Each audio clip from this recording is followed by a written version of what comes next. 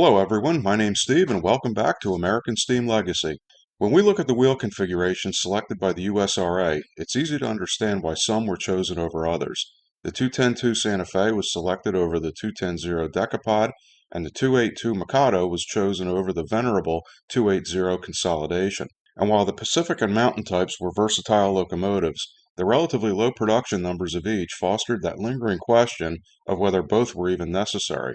But when it came to heavy drag freight service, the USRA elected to add a compound articulated to its roster. This decision came at a time when the articulated was gaining popularity against the Santa Fe, but railroads tended to favor one almost to the exclusion of the other. And while the USRA had several variants of the compound articulated to choose from, they settled on the 2662 for the light and the 2882 for the heavy articulated. So we'll be taking a look at these USRA heavy drag freight haulers coming up next on American Steam Legacy.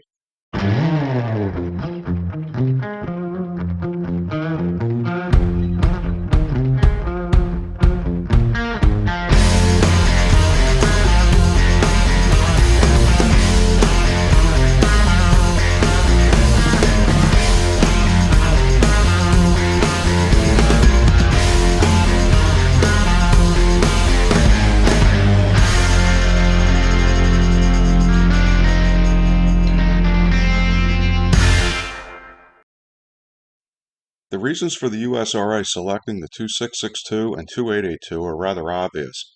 They feature a pilot truck for better handling and a trailing truck to accommodate a larger firebox.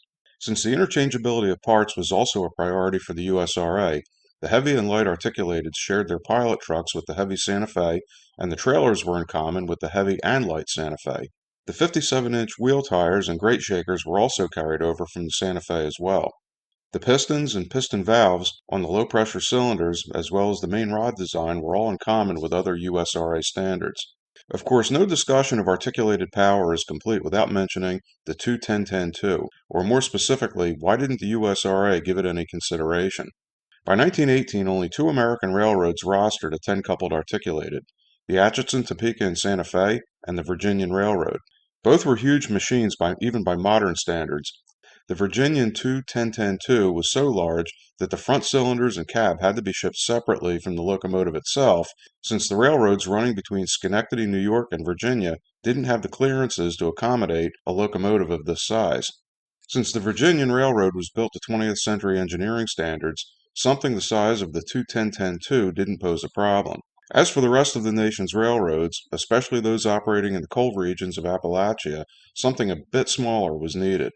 This fact wasn't lost on the USRA. All USRA locomotives were height restricted to 15 feet, and while the USRA articulateds were not designed for railroads with weight restrictions, since both heavy and light versions had the same axle loading, the width of the 2662 was kept to a manageable 10 feet 6 inches, and the 2882 was 10 foot 9. These dimensions, along with the overall wheelbase, were kept in mind when looking for a design basis for the USRA articulateds. The USRA 2662 was patterned after two locomotives that had an interesting relationship. The Norfolk and Western Z1 class of 1912 and Z1A class of 1914, and the Chesapeake and Ohio H4 class also of 1912. The Norfolk and Western Z1 class owes its existence to another C&O six-coupled articulated, the H2 class of 1911.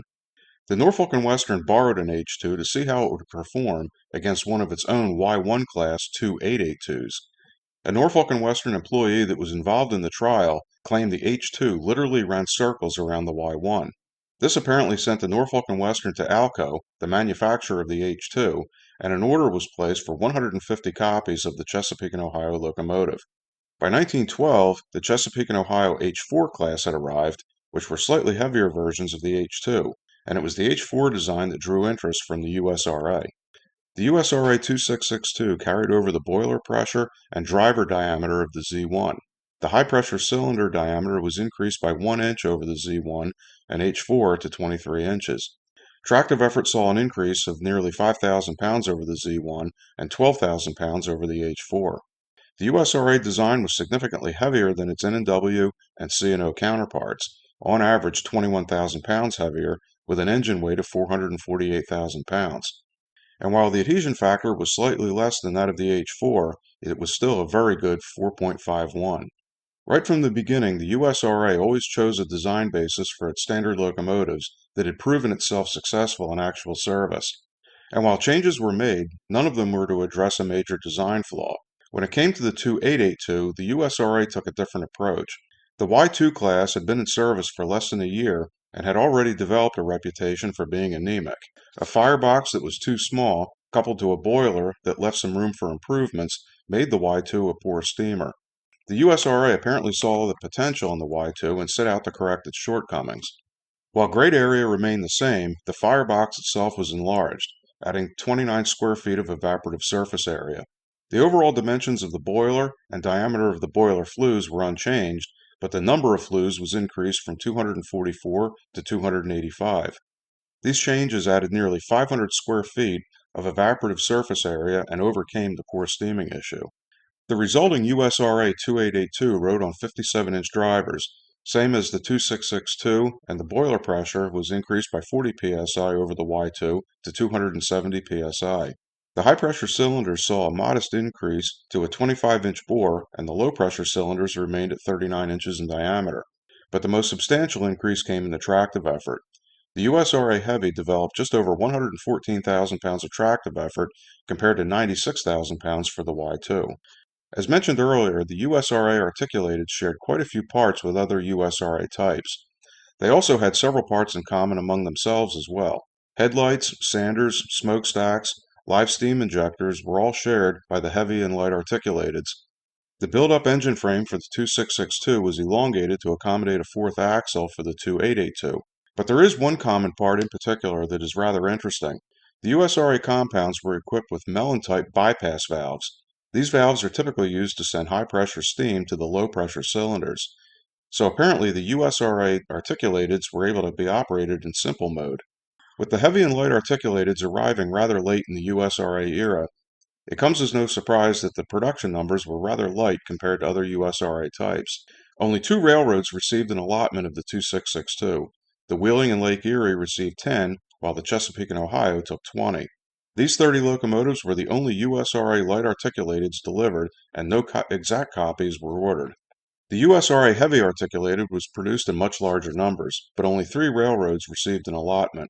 One railroad in particular had its allotment forced on it by the USRA, but we'll get to that in a minute.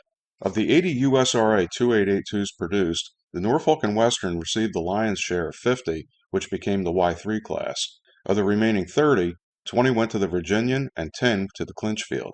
The feedback received by the USRA on the 2882 followed the same pattern as that of other USRA types. The Norfolk and Western seemed pleased with the USRA design by stating it gave good performance. The only complaint was the gauge cocks and water glasses gave false readings of boiler water level. In 1927, the Norfolk and Western would order 10 copies of the USRA 2882 that would become the Y3B class. The road would continue to improve upon the USRA design over the coming decades, culminating with the Y6B of 1952. Over on the Virginian, things weren't so bright and sunny, at least not at first. The railroad's president, Clarence Huntington, did not get along with the USRA at all. By 1918, he had developed a reputation for being an obstructionist, and in 1919, he refused the USRA's allotment of 5 2882s. To make matters worse, he would brag to the USRA about the road's 2 10-10-2s and generous clearances, basically saying to the USRA, "Top that." While the USRA was figuring out what to do with Huntington, the 5 units for the Virginian were relettered, renumbered, and included in the allotment of 50 for the Norfolk and Western. When the USRA had finally had enough of Huntington's antics, he was removed from his position for failure to quickly and cheerfully comply with federal directives. Apparently, Huntington's successor was a bit more accommodating and quickly and cheerfully took the USRA allotment of 20 2882s. Once in service, the Virginian stated the locomotives gave a good accounting of themselves and performed better than expected. The road did state that it preferred slide valves on the front engine rather than piston valves, outside connected throttle rigging, and a better location for the boiler water sight glass.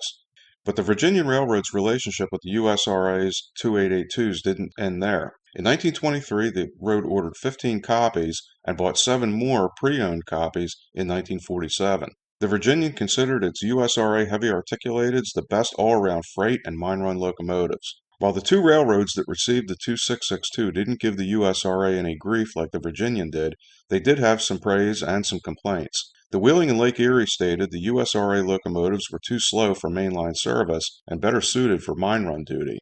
The road had a clear preference for its own 2662s of 1917, which rode on 63-inch drivers rather than the 57-inch drivers on the USRA locomotives. They went on to state that the wheelbase for the USRA machines was too long. The USRA recommended they swap tenders with the heavy Mikados, of which the road owned 20. The USRA light articulateds enjoyed considerable longevity on the Wheeling and Lake Erie.